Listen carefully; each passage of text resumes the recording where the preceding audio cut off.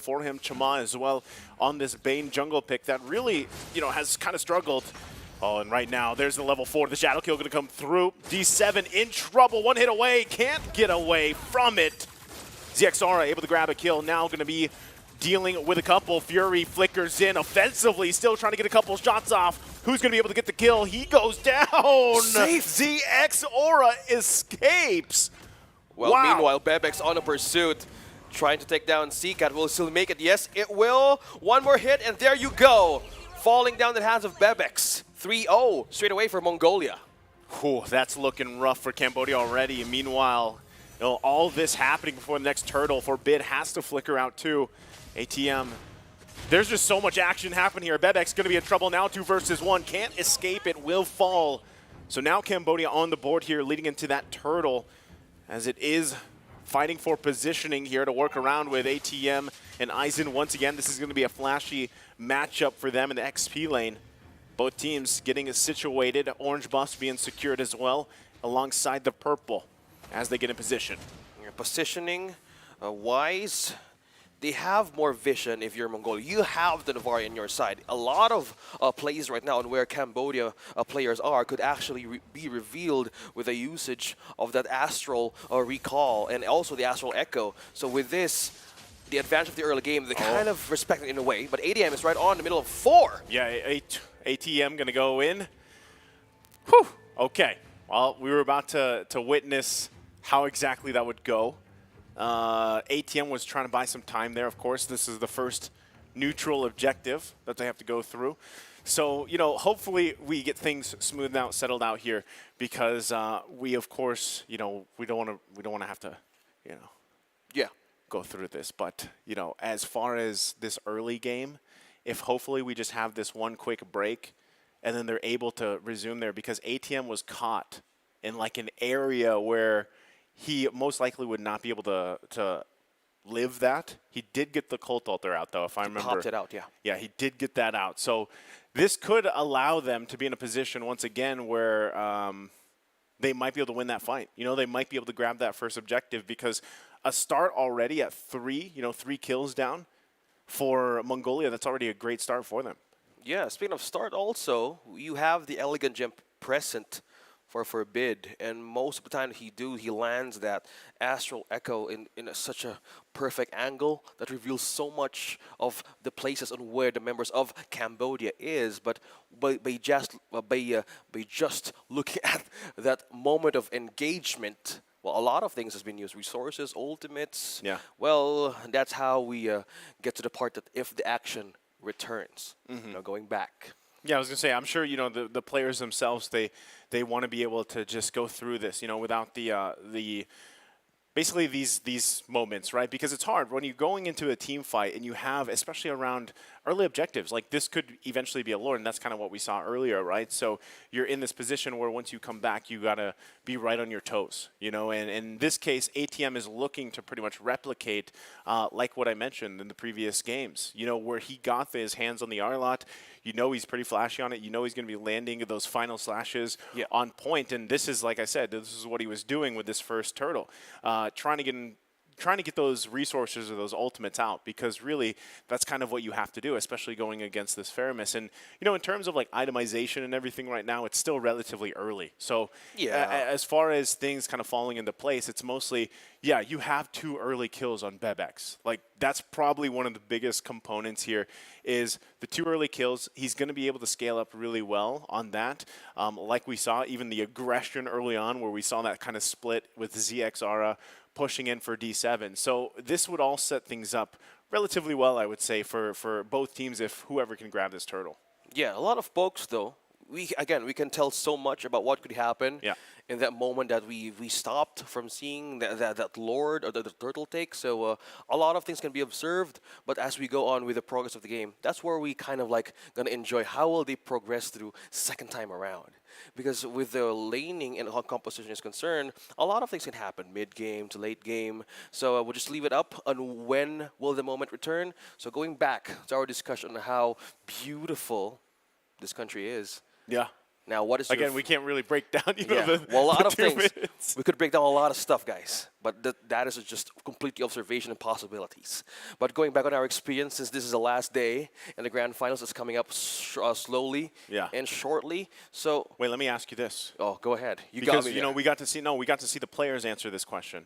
Okay. Right? And I know I asked you something similar earlier, but exactly what is esports to you? Since we're here at, you know, IESF, and we're really focused on esports and growing, and even what you heard, the experience for the players, what's esports to you? For me, esports is one of the things that we left undiscovered 4 years back. It was a growing opportunity for players, such as the dreams of that you're seeing right on our screens right now. The dreams of from having a childhood playing your favorite game right on to having a future with it. I think esports is just an amazing avenue on how would your way of like getting your future out by just playing games. Yeah. Esports is a broad in a way, but it's an avenue or an industry where people can actually have a future with. Okay, but how, what did esports do for your life? Oh. Yeah, there's a deep one. Really? In casting? Yeah, so casting. In casting, it got me to Riyadh with you here. That's a great answer. Yeah. And it's one thing that we have or being grateful for. It actually is an honor to even be here to just do this again. The opportunity to cast for these amazing pro players, actually having a dream to even represent themselves in Romania. So having with the esports, tapping everybody professionally with the players globally, a lot of opportunities are actually showing up, not just in Saudi Arabia. It's happening all around the globe, and there's a lot of tournaments happening even just by now in different game titles. Yeah. And that's what we're celebrating here. You know, later on we have more games that will be battling it out basically for their finals, and then moving forward. You know, as we wrap up today, you know, Dave number 4 here for MLBB. More games will be played once we get settled up here, and then we again have Romania to look forward to. You know, and I think that's. I honestly don't remember how many countries. I know it's 20, probably 20 plus that will be participating in the World Championships. At least, even for MLBB, I think it's somewhere along the lines of, like here it was 8, right, just for the Asian Championships. Mm-hmm. And we know that, other parts of the regions have already secured, like they've qualified their spots. And I think I want to say it's like 16 teams. 16. I think it's something like that. It's somewhere along those lines. So imagine like what we've seen here in with 8 teams. And multiply that by 2. Quick math. Wow. Thank you, teacher. Thank you, teacher. No, but seriously, like that's what I'm saying. Like that's why it would be so much. I look forward to it. When we finally get to that stage in Romania for the World Championships, because I feel like we've already kind of had this treat of watching these other countries get to play and how they kind of settled in, and even talking about stuff like what is esports to them around the world, because you don't really get to know all about that. You know what I mean? Like hearing these players and them speak about what exactly or how did esports change their lives, and we obviously know what we went through. Yeah. But, nowadays, especially with the younger population, having the opportunity basically to go into esports is big. Yeah. It's a great time to be alive, especially now that we are going back in the game. It's a great time to be alive as we jump back in to game number 3 here. Real world manipulation going to be set up defensively. All right, let's catch up. Wow. We saw that earlier too, by the way. C-Cat didn't survive last time, so he's hopefully learned his lesson. Wants to get out of here, get back to base. It's 5-1, 4.5 minutes in. Okay, now 5 points or 5 kills. Now majority falls in the hands of Aizen and Bebex. With a great start with this Leslie, a lot of things keep on happening all over and over again.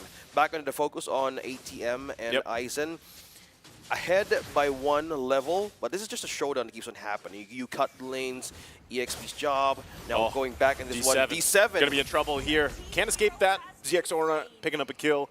And relatively, I gotta say, this was something that we saw before, right? D7 struggling a little bit, especially in the early game on this Natalia, being spot out and then followed up on. And that's why he tries to shine later on. Fury, though, defensively should be fine. But look at the pressure being put on here from ZXORA. Yeah, forced out the flicker onto Fury. That's the recall.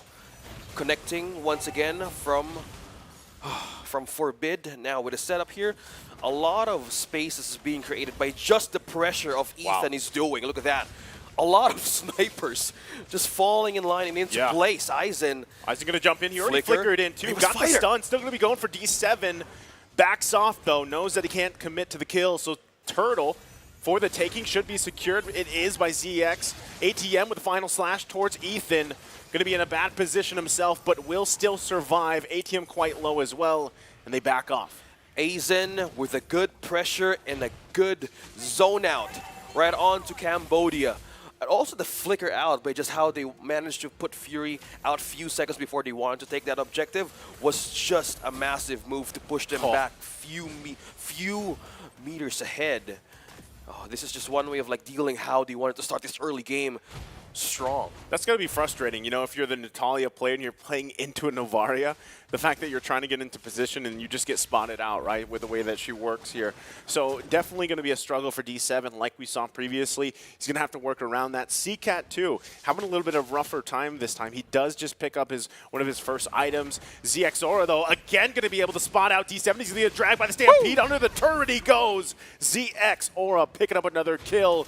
Chama and Fury left to defend alongside CCAT here. And also the rest of the crew making their way. Stampede going to come through again. CCAT quite low, has to be careful to get the Cult Altar out. ATM will miss the final slash. He's going to flicker in. Gets the stun though. Finds Ethan. So at least finds something out of that whole skirmish. They might... Oh, that was a close one. It was almost... That was close by just missing a few hits. ATM though. Yeah. He might be able to escape this one, might not. As the turret goes down here, ATM still, D7 going to take a shot. Wants to just buy as much time as he can, but he's going to get willed down. Another shadow kill comes through, and ATM will survive that. Still Mongolia looking for plays. Wow, Forbid with the Astral recalls, man. Oh, no. On point. Bebek secures the kill, ATM falls down. There's just way too much to dodge here. Aizen once again, Fury going to be in trouble. ZXora goes in. It's an onslaught in the mid lane. And Chama just waddling away here. Has to heal up. There's too much to dodge. Too much to dodge. Yes, that is the right sentence to even show how Cambodia needs to address that defense. Yes, Mongolia is getting a lot of kills, but one thing that we're seeing here, there's some few turrets has been destroyed against Cambodia. So they might be eyeing for a push here, entering mid-game. So what they might want to do is having or gaining control of that waves as they approach with the base of Cambodia. Okay, so as we find ourselves, it's now 4K ahead for Mongolia. They clearly have quite the momentum in this match, game number 3.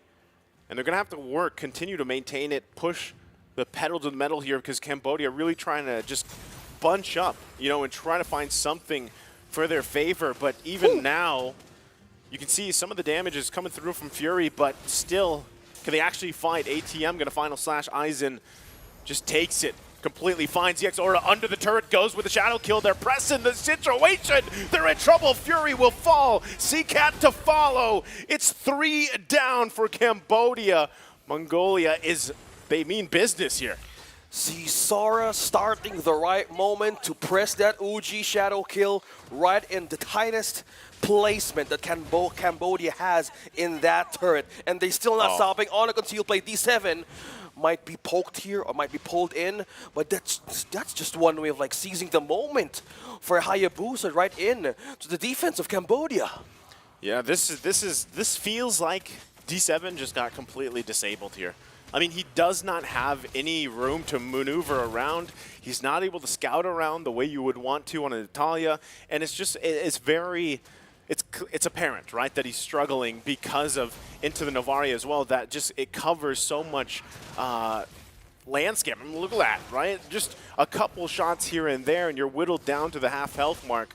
So Chama will be able to get his purple buff, but again, the disparity here. D7 now going to be in trouble once again with the shadow kill. ZXora is massive, 6-0-5. Well, look at that, level 13. Now with this no deaths running wild across the landscape of Cambodia, pushing everybody into a tight corner for even wave clears. Now Mongolia has more opportunities to take this Eve Lord to just completely push all the way through Cambodia's base. Lord secured. And just like that, we see Mongolia prepping in. I mean, we have seen games before end on the first Lord, right? Especially around this time. When you have this kind of lead, we're talking about almost 8K gold ahead. You've got quite the massive power advantage over Cambodia here, and you're looking to push into the base at this point. Even though it's only the first Lord here, D7, if he gets spotted out, he's going to have a bad time, right? I mean, there's really nothing that he can do at this point. So that's why he's such in enemy territory. He's just trying to provide some vision, try to get an eye on things. But really, it's up to Cambodia to kind of defend into their base here. They do have great clear alongside the Deadliest Catch, alongside the real-world manipulation and the final slash, but it could just fall apart because of how far behind they are. D7 still kind of scouting around, it looks like. Might be looking for that same entry point from the backside. Final slash going to come through. They find the right target. CXR will fall. Lord going to be taken care of too.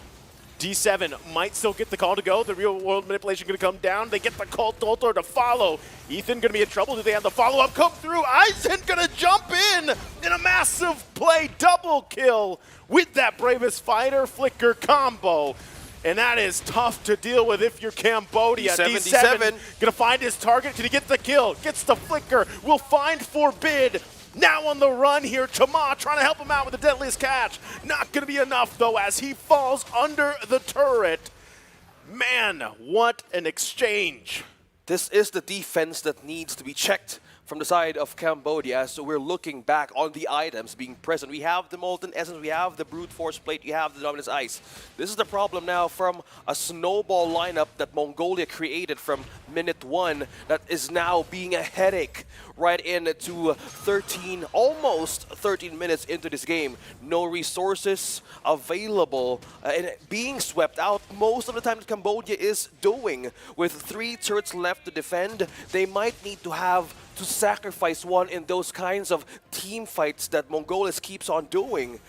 And man, if they can't afford to lose one in having that isolation play, I said this is the mindset they're going through. How will they make a play from this with all of the damage Mongolia has? That's a huge question, right? It's a huge kind of obstacle ahead of them that they have to deal with because, you know, time and time again, it's multiple members from Mongolia that are making these plays. And realistically, you're just trying to buy time. That's always where we are at this point of the game. 13, to 15-minute mark, you're down thousands of gold at this point. 8K here once again. Leading into this next Lord, you're just looking for anything that you can grab, and that's why you see the focus here on these turrets, getting space around the map to work with. They got the information that they needed, which is the green light signal for Mongolia to go ahead and start the Lord here. Meanwhile, Eisen trying to help them out, keep them at bay from getting more turrets.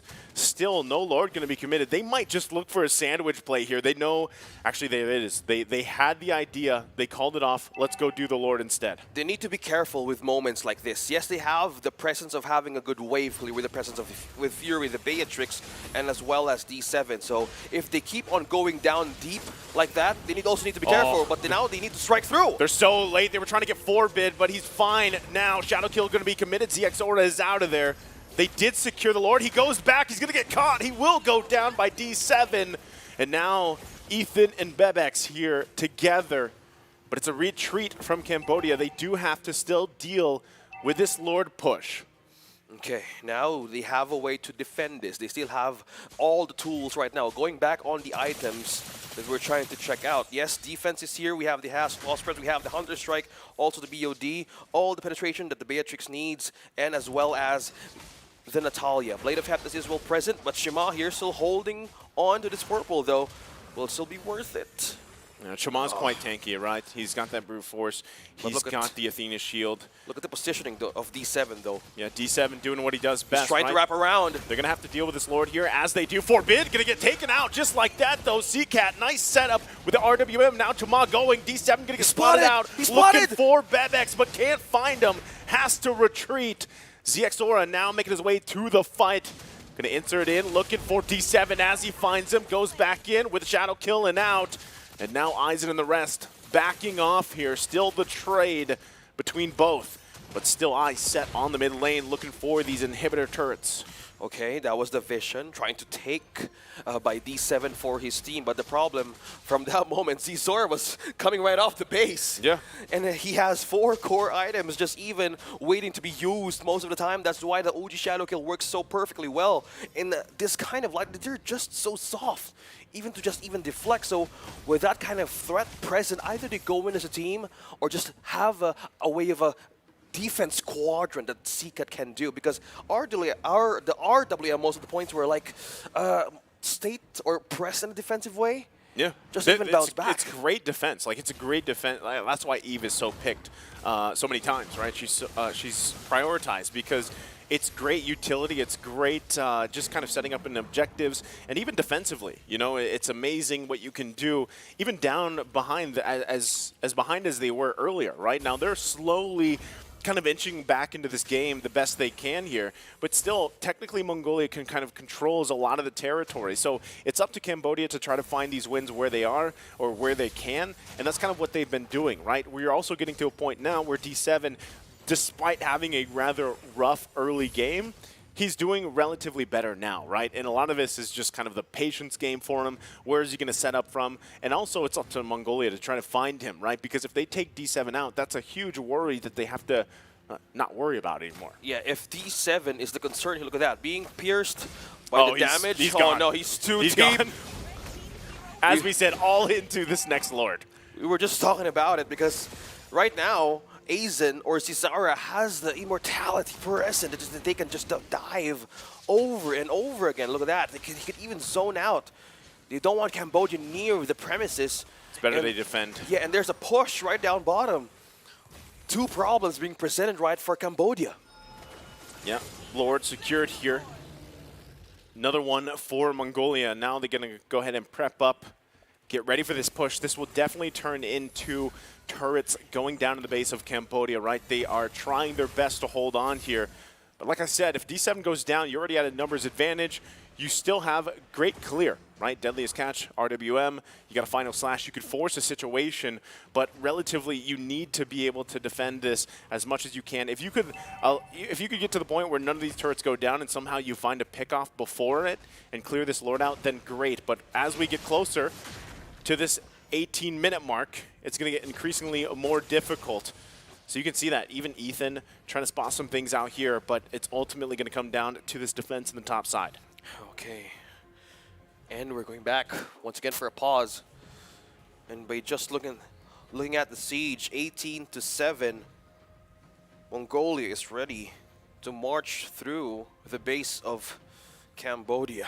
Okay. Will they have the defense, though, that we're talking about? Because if we were going to have an item check right into our screens right now, ADM flashbacks. Yeah. The Lord is marching down the other side of the lane. Other side of the lane is like as we take a breather. Defending, yeah. If you could just narrate further on what just might happen. Let's check on the defense. ADM has Dominance Ice, has a Thunderbelt. Shima has the Brute Force, Athena Shield, and most of them, we have the magic and purely damage. So they can rely on 2 members. But will that be enough? I'm just catching my breath here. Will that be enough, though? Using the Deadly Catch for a knock-up, yes. But that could be just an they're just going to wait for Team Mongolia to just make the first move. It's more, yeah. With that kind of burst? Way, yeah. That's the thing. Like, they could make the first move, but I would say that Cambodia, despite them getting prepped up for this defense, you know, having to defend against this Lord marching into their top lane, they still actually have the capability to win this fight. And that's all in the lines of if ATM decides to go ahead and utilize the flicker, utilize the final slash, displace the team, you know, from Mongolia, displace them, putting them in their base or something, you know, something along the lines of that. It's all a possibility. Right, and the same thing can be said for D7. If D7, we saw this, you know, last time where he tried to come through the back end, the angle here, right? He tried to go through the back angle into the team when they were trying to defend, and unfortunately, it didn't work out. He got deleted, right? So that's exactly what I was talking about. The final slash. Wow. Gonna find Bebex. Good That's catch. right on target from ATM. And this should be a successful defense. A Winter Truncheon popped as well from CCAT to stop that shadow kill. And there you go. That's a rather successful defense from Cambodia. Yes, they lost the top turret, but they did not end the game there. Yeah, they still have wave clear power. You know, all items locked in for Fury. He can handle it so well. So this is like the win that they're trying to build. Buying more time, getting more resources out, might end up getting this Lord for themselves to gain a push, because only 2 first-tier turrets has been taken inside of Mongolia. That's the top and that's the bottom. So if they want to have this problem solved, might as well take on with the push problem. Look at that, just poking through. So we're now in the late game. This is where the Navaria shines. This is where Forbid can actually keep on poking everybody out on the side of Cambodia with the perfect landing of all those Astral recalls and Astral, synergy to work you through Mongolia. They might just keep on forcing Cambodia out of the base, but the good thing is they have good wave clear, they have the discipline still, and we're coming back for a pause. All right. All right. We can, again, this 19.5-minute mark, right? You saw, and when we got a chance to pretty much talk about this previously, right, they initiated the way we thought. ATM went in with the final slash, he got Bebix, and they automatically got that numbers advantage to work through. So at this point in the game, when you're just kind of like waiting for the next Lord to come up, do you think, let me just ask you this. Let me just ask you a 2 question. minutes. Let me just for that trivia Lord. you. Okay. Do you go ahead and decide that it's better to stay in base because we have great defense, you know, with the Deadliest Catch, with the RWM? Or are we in a position, if you're Cambodia, to go and actually contest the Lord and not give it up? I say contest. He had a catch onto that Leslie, man. Completely getting him off guard. Imagine in a state that you have the Eve, you have control. You have control over the slow with RWM. As we say over and over again, it is a complete way of having a quicksand right into the enemy territory. And with just how the Arlot moves around the map, breaking momentum, breaking those kinds of team fights, I say they have more edge with that. I say go for it and just live through and just climb back up in the game. Well, we're going to find out as we jump back into the game. Again, 19.5 minutes. We still got 40 seconds or so for the Lord to come up, right? That's something that we're going to have to keep an eye on. And as they work through this, Immortality is also coming online here for both teams to work through. Okay, they're going to spot out D7, ATM, final slash, defensively, trying to stay into the game here. He is quite tanky, but is he tanky enough? Oh, no. D7 going to get taken out from Forbid. Now ATM will fall too. Aizen going to flicker in, get the stun. Chama has to use the Deadliest Cast. Shadow Kill going to come through. He does have the Immortality. Not going to be enough, though, as he's focused down even further. One hit away. Winter Truncheon to buy some time, but will get taken down by Bebex. And now it's only 2, Fury and CCAT, left to defend. Mongolia left to the choice. Do we take the Lord or just march in the base? They got to clear out the mid, though. We were just talking about that few seconds ago on how Cambodia would actually bounce back if the Lord will now be present. They were out of the base, and how Mongolia rotated was just too deadly. CCAT out, though. Well, here it is. CCAT's already down. This is looking dire. And in that, it's Mongolia that will take the victory again and head on to the grand finals versus the Philippines. A match that we've been waiting for. The match in the grand finals. Mongolia was pushed to the lower bracket. Now they just climb back up to meet the Philippines once again and settle this in the best of 5. Deja vu, right? They're going back to the grand finals. Welcome back to the grand finals, Mongolia. You know, take 2. But no, jokes aside here, again, we appreciate everybody being patient with us, and as we get things sorted out, getting ready for the grand finals here, it's definitely going to be a great match, right? Hopefully, they all get to go through that best of 5 as smooth as possible. And the thing is you're seeing it, right? Even with some of these, you know, the breaks that are needed and whatnot. Again, Mongolia